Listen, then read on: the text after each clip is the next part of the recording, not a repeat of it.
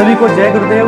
मैं पुखराज कलवानिया गोयल स्टडी के YouTube channel पे आपका हार्दिक स्वागत करता हूँ। दोस्तों, आज मैं राजस्थान परिचय की चौथी क्लास लेकर आया हूँ। दोस्तों, हमने पिछली क्लासों में अक्षांशों के बारे में अध्ययन किया था, तो आज हम अक्षांशों से और कौन से प्रश्न बन सकते हैं उनके बारे में अध्ययन करेंगे। तो दोस्तों, आज आपको देखना है कि महाद्वीपों में मुख्य अक्षांश कौन कौन से हैं। अक्सर ऐसे प्रश्न आते हैं कि कर्क रेखा है, मकर रेखा है, भूमध्य रेखा किस महाद्वीप से गुजरती है, या एशिया महाद्वीप से कौन सी रेखा गुजर रही है, अमेरिका से कौन सी है। तो दोस्तों, आपको ये मुख्य अक्षांश किस किस महाद्वीप से गुजरता है उसके बारे में आपको देखना है।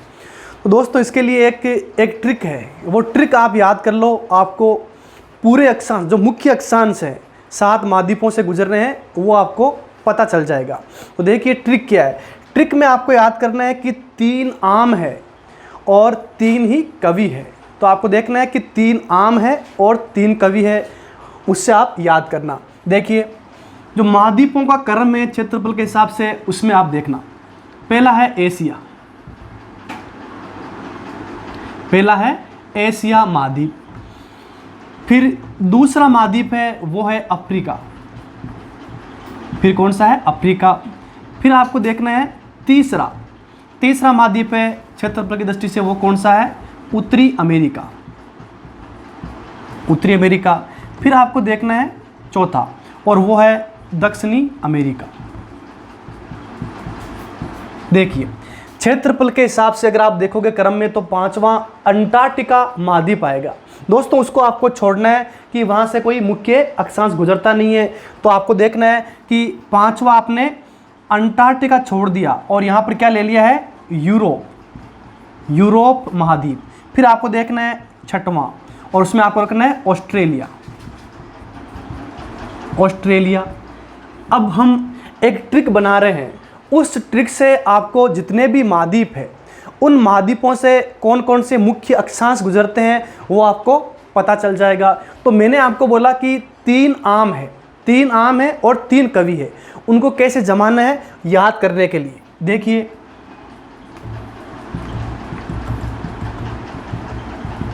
पहले आपको लिखना है यहाँ पे आम 1 बार, फिर आपको लिखना है आम 2 बार, फिर आपको लिखना है आम, ये हो गया 3 बार। तो 1 बार आम, 2 बार आम और 3 बार आम। और मैंने कहा कि 3 क्या है? कवि। तो यहाँ लिखना है आपको कवि, लिख दिया आपने कवि 1 बार, यहाँ लिख दिया आपने कवि 2 बार। अब आपको कवि लिखना है ऊपर से नीचे की ओर, ये लिख दिया आपने कवि। देखिए दोस्तों, केवल इतना याद रखना है कि 3 कवि है और 3 आम है। अब इसमें आपको देखना है कि इनका अर्थ क्या है। तो आप देख लीजिए, आ से आपको ध्यान रखना है आर्कटिक वर्त, जो आपको पता है कि ऊपर से या उत्तरी गोलार्ध में है। फिर आपको ध्यान रखना है के से आपको याद करने हैं कर्क रेखा, के से कर्क रेखा। फिर आपको ध्यान रखना है वी से विषुवत रेखा, वी से विषुवत रेखा। विषुवत को आप कह सकते हैं भूमध्य रेखा, भूमध्य रेखा कह सकते हैं। फिर आपको देखना है कि अगला है मे, 4 ही इसमें वर्ण है, आपको पता है। मे से मकर रेखा। तो आपका एक भी प्रश्न गलत होने वाला नहीं है। आपको पता है कि कई बार प्रश्न आ चुका है कि मकर रेखा, भूमध्य रेखा या विषुवत रेखा या कर्क रेखा, ये 3 मुख्य अक्षांश किस महाद्वीप से गुजरते हैं। तो आप यहाँ देख लीजिए, देखिए अफ्रीका, जो अफ्रीका महाद्वीप है, यहाँ से मकर रेखा भी है, कर्क रेखा भी है, विषुवत या कह सकते हैं भूमध्य रेखा। तो दोस्तों, इस ट्रिक से आप पूरे के पूरे जो महाद्वीप है, अंटार्कटिका महाद्वीप को छोड़ के जो 6 महाद्वीप है, उनमें मुख्य अक्षांश कौन से गुजर रहे हैं वो आप याद कर सकते हैं। देखिए, पहला है एशिया महाद्वीप। एशिया महाद्वीप में आपको पता है एक तो है आर्कटिक वर्त, एक गुजरती है कर्क रेखा और एक विषुवत रेखा, या आप कह सकते हैं भूमध्य रेखा। फिर आप देखिए अफ्रीका, और यहाँ से तो प्रश्न कई बार आ चुका है कि मकर रेखा, कर्क रेखा, विषुवत रेखा या भूमध्य रेखा, तो तीनों मुख्य अक्षांश है वो किस महाद्वीप से गुजरते हैं। तो बताने आपको अफ्रीका महाद्वीप। देखिए दोस्तों, अफ्रीका से। फिर आपको देखना है उत्तरी अमेरिका। तो उत्तरी अमेरिका से आर्कटिक वर्त और कर्क रेखा गुजरती है। फिर आपको देखना है दक्षिणी अमेरिका, तो दक्षिणी अमेरिका से मकर रेखा और विषुवत रेखा, या कह सकते हैं आप भूमध्य रेखा। यूरोप से कौन सी है? आर्कटिक, ये आपको ध्यान रखना है। और ऑस्ट्रेलिया से कौन सी है? मकर रेखा। कैसा भी प्रश्न हो, ये ट्रिक आपको याद रखना है। जितने भी महाद्वीप है अंटार्कटिका को छोड़ के पूरे आपको याद हो जाएंगे। अंटार्कटिका में आपको ध्यान रखना है अंटार्कटिका वर्त, वो वहाँ से गुजरता है, ये आपको पता रखना है। अब दोस्तों इसका आप स्क्रीनशॉट ले लीजिए।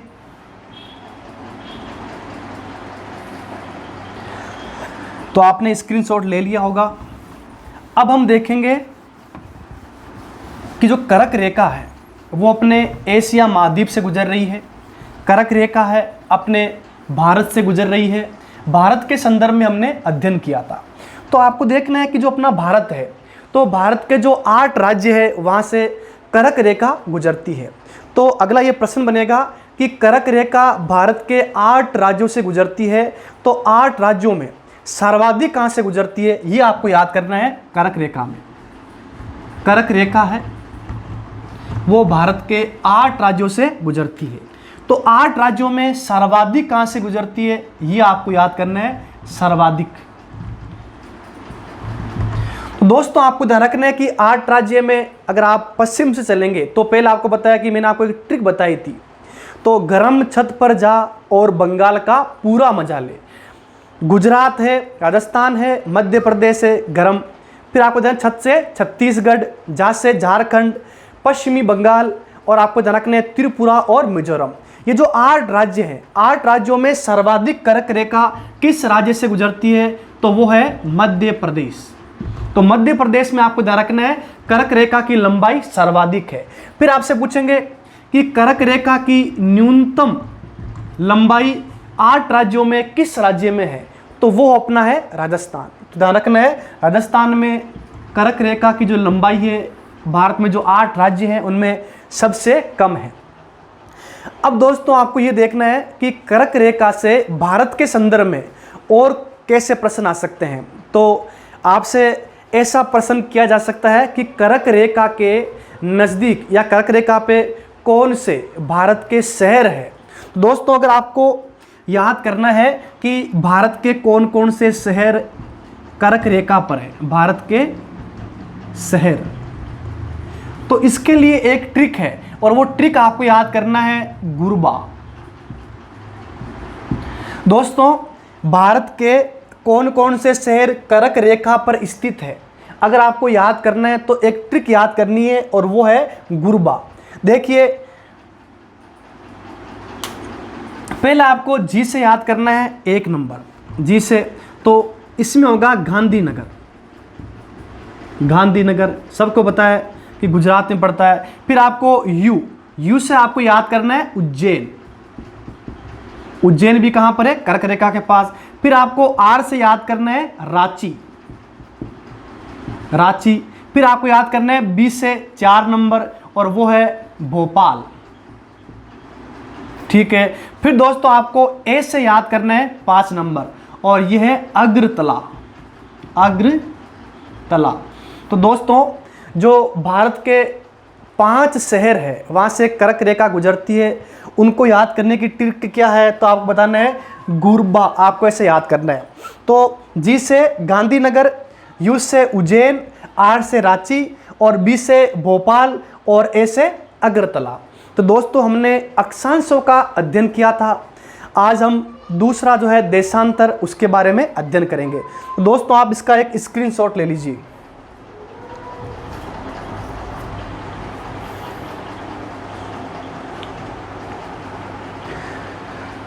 तो राजस्थान का परिचय जो टॉपिक है उसका हम अध्ययन कर रहे हैं, उसमें अवशेष या भाग हमने पूरा देख लिया था। अब दूसरा बिंदु है अक्षांश व देशांतर, उसका हम अध्ययन कर रहे हैं।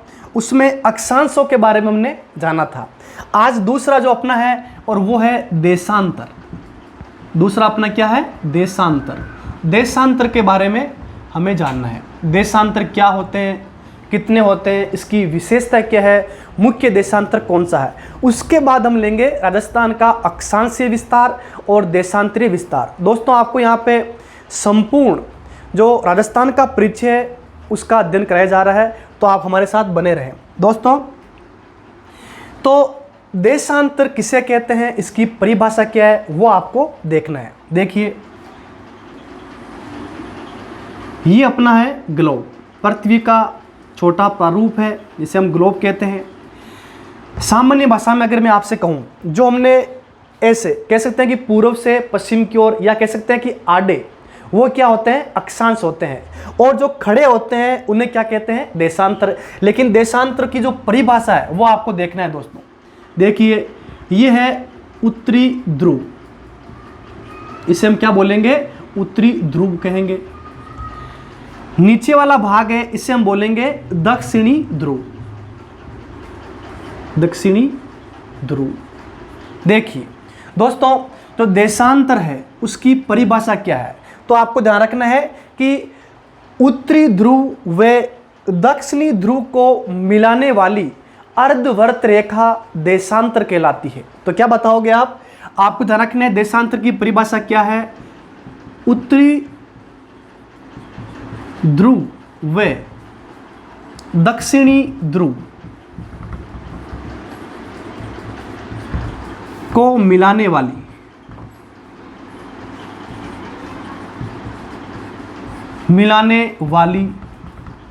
अर्धवृत्त रेखा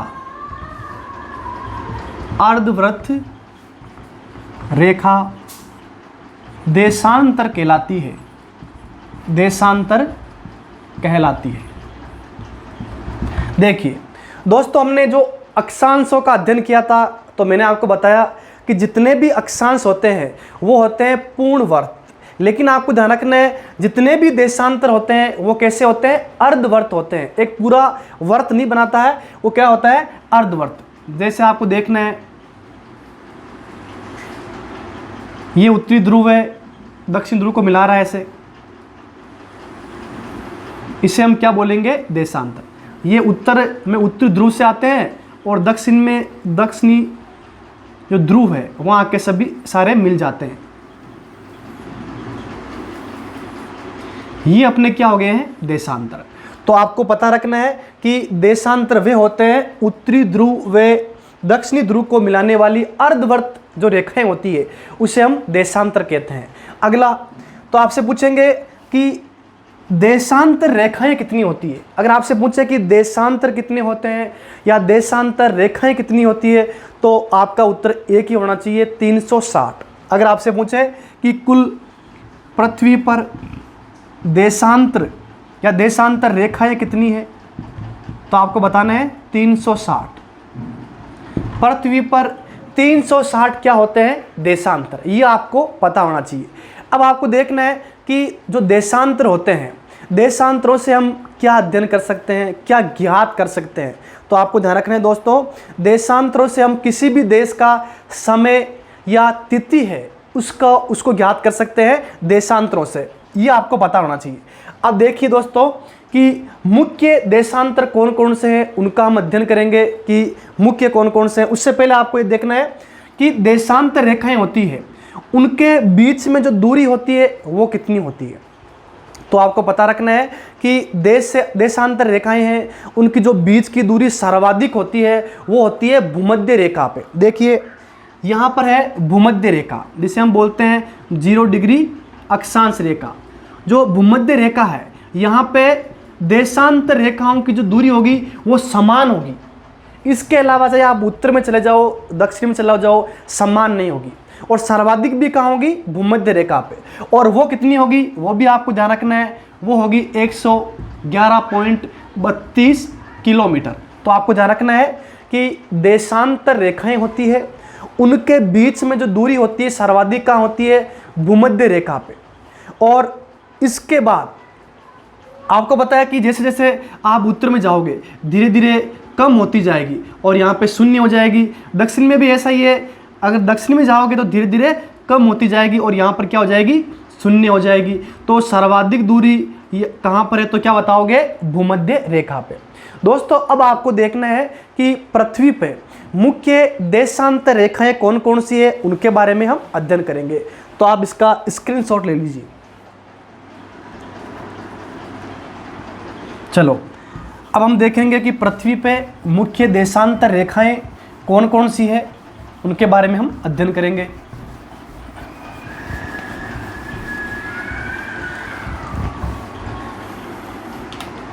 मुख्य देशांतर रेखाएं, तो उसमें पहली है 0 डिग्री देशांतर रेखा।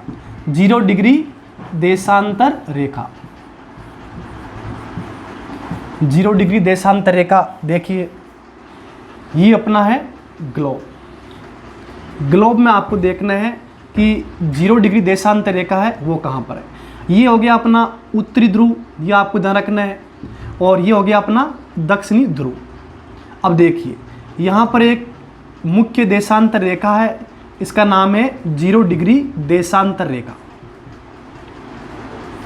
0 डिग्री देशांतर रेखा, इसके बारे में आपको ध्यान रखना है। देखिए अगला प्रश्न ये होगा कि 0 डिग्री देशांतर रेखा है उसका निर्धारण कब हुआ, कहाँ पे हुआ था, इसके बारे में आपसे प्रश्न पूछ सकते हैं। तो देखिए अगर आपसे पूछे कि 0 डिग्री देशांतर रेखा है, इसका निर्धारण कब किया गया, तो आपको ध्यान रखना है कि नवंबर 1884 में वाशिंगटन डीसी, वाशिंगटन डीसी जो शहर है, वहाँ पे जितने भी देश है उनका एक सम्मेलन हुआ। और दोस्तों इस सम्मेलन में निर्धारण किया गया कि जो 0 डिग्री देशांतर रेखा है वो कहाँ से गुजरेगी। तो इस बैठक में एक निर्णय हुआ कि यूरोप महाद्वीप है, वहाँ पे जो इंग्लैंड देश है, वहाँ पे लंदन शहर है, उसके पास में एक वेधशाला है, उसका नाम है ग्रीनविच वेधशाला। वहाँ से किसको गुजारा गया, तो आपको ध्यान रखना है 0 डिग्री देशांतर रेखा को। अगर आपसे पूछे इसका निर्धारण कब हुआ, तो बताना है नवंबर 1884 में। तो आपसे पूछेंगे कि किस शहर में एक सम्मेलन हुआ था इसको निर्धारण करने के लिए, तो वो है वाशिंगटन डीसी। ये आपको ध्यान रखना है। अब दोस्तों आपको देखना है इसका जो निर्धारण हुआ था कहाँ से किया गया था, तो मैप में आपको देखना है और समझना है। देखिए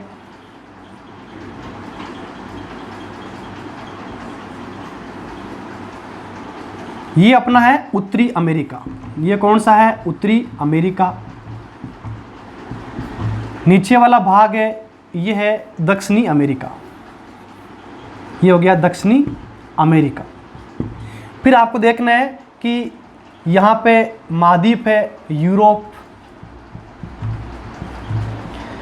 इसके नीचे आपको पता है एक महाद्वीप आता है और ये है अफ्रीका। देखिए और यहाँ पे आपको पता है एक जगह है और कह सकते हैं इंग्लैंड देश है। अब आपको देखना है कि जो रेखा गुजरती है कहाँ से इसको गुजारा गया 0 डिग्री देशांतर रेखा को।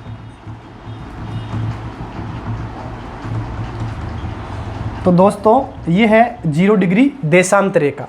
तो आपको ध्यान रखना है कि इंग्लैंड देश है, इंग्लैंड देश में जो लंदन शहर है उसके पास में ग्रीनविच वेधशाला है, वहाँ से 0 डिग्री देशांतर रेखा को गुजारा गया। देखिए अगला प्रश्न ये बनेगा कि 0 डिग्री देशांतर रेखा है वो किस महासागर से गुजरती है।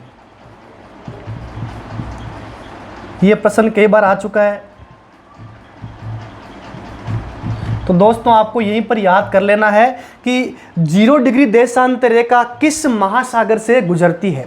तो आपको बताना है कि अटलांटिक जो महासागर है वहाँ से 0 डिग्री देशांतर रेखा गुजरती है। और यहीं पर आपको एक प्रश्न और याद कर लेना है कि जो 0 डिग्री देशांतर रेखा है और जो भूमध्य रेखा है, आप कह सकते हैं 0 डिग्री अक्षांश रेखा, आपस में कहाँ आकर मिलती है। देखिए दोस्तों अब आपको पता होना चाहिए कि यहाँ से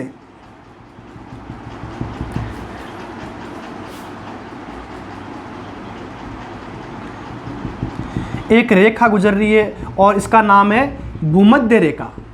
भूमध्य रेखा जिसका हमने अध्ययन किया था, ये वाली जो भूमध्य रेखा है, और ये जो मिलन होता है 0 डिग्री अक्षांश रेखा।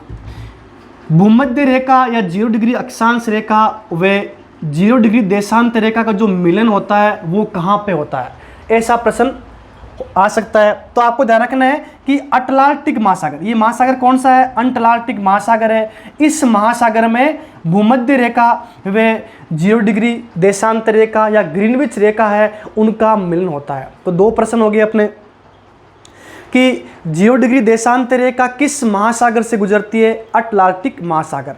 कहाँ से गुजरती है या कहाँ इसका निर्धारण किया गया? तो ग्रीनविच वेधशाला जो लंदन में है वहाँ से, ये आपको ध्यान रखना है। अगला प्रश्न ये है कि ग्रीनविच रेखा और जो भूमध्य रेखा है उनका मिलन कहाँ होता है? तो बताना है अटलांटिक महासागर में, ये आपको पता रखना है। अब आपको देखना है कि इसका पहले स्क्रीनशॉट ले लीजिए। अब देखिए इससे आगे,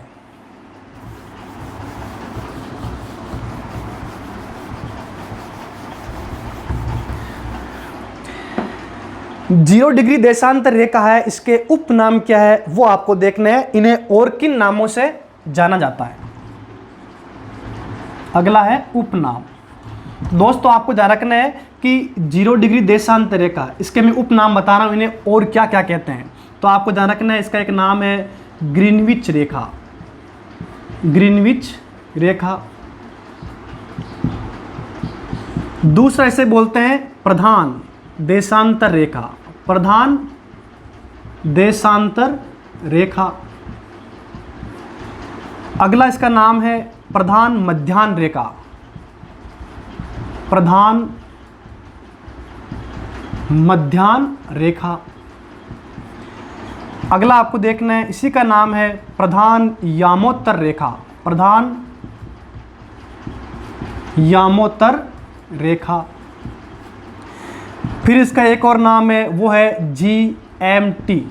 आप कह सकते हैं ग्रीनविच मीन टाइम, या कह सकते हैं ग्रीनविच मध्यम समय, ये आपको ध्यान रखना है। और एक नाम हो गया ग्रीनविच, एक हो गया प्रधान देशांतर रेखा, एक हो गया प्रधान मध्याह्न रेखा, एक है प्रधान यामोत्तर रेखा और एक है GMT। तो दोस्तों 0 डिग्री देशांतर रेखा के जो उपनाम है वो भी आपको ध्यान रखना है। यहाँ से भी प्रश्न बन सकता है कि बताओ लंदन जो शहर है वहाँ पे ग्रीनविच जो वेधशाला है वहाँ से कौन सी रेखा गुजरती है? तो इनमें से कोई सा भी नाम आ सकता है। या ऐसा पूछ सकते हैं कि प्रधान देशांतर रेखा किसे कहते हैं? तो आपको ध्यान रखना है 0 डिग्री देशांतर रेखा को। दोस्तों अगला प्रश्न क्या होगा? तो आपको ध्यान रखना है कि 0 डिग्री देशांतर रेखा है, इसे क्या कहते हैं? तो आपको ध्यान रखना है, इसे कहते हैं विश्व समय मानक रेखा। विश्व समय मानक रेखा, या आप कह सकते हैं कि अंतर्राष्ट्रीय समय मानक रेखा। दोस्तों तिथि रेखा अलग है और आपको ध्यान रखना है विश्व समय मानक रेखा अलग है। अगर पेपर में प्रश्न आए कि विश्व की समय मानक रेखा किसे कहते हैं, तो वो होगी 0 डिग्री देशांतर रेखा। भारतीय समय मानक रेखा अलग है, अंतर्राष्ट्रीय तिथि रेखा वो भी अलग है। अब आपको देखना है कि वास्तव में ये क्या है। विश्व समय मानक रेखा है, तो ये इसे समय मानक रेखा क्यों कहते हैं? तो दोस्तों आपको ध्यान रखना है कि पूरा का पूरा जो विश्व है उसका जो समय निर्धारण होता है वो कहाँ से होता है? 0 डिग्री देशांतर रेखा से। ये आपको ध्यान रखना है। अब आपको ये देखना है कि समय का निर्धारण कैसे होता है, उसके बारे में आपको पूरा देखना पड़ेगा। तो एक बार आप इसका स्क्रीनशॉट ले लीजिए। तो दोस्तों आपने स्क्रीनशॉट ले लिया होगा। इससे आगे हम जो अगली कक्षा होगी उसमें अध्ययन करेंगे। दोस्तों हमारे चैनल को आप सब्सक्राइब करें और अगर आपको पसंद आए वीडियो तो उसे लाइक करें और जो अपने दोस्त हैं उनमें शेयर करें, ताकि सभी अपने जो भाई है, लॉकडाउन में आपको पता है हमने अध्ययन करा रहे हैं, तो इसका पूरा फ़ायदा है वो सभी को मिलना चाहिए। सभी को नमस्कार, जय गुरुदेव।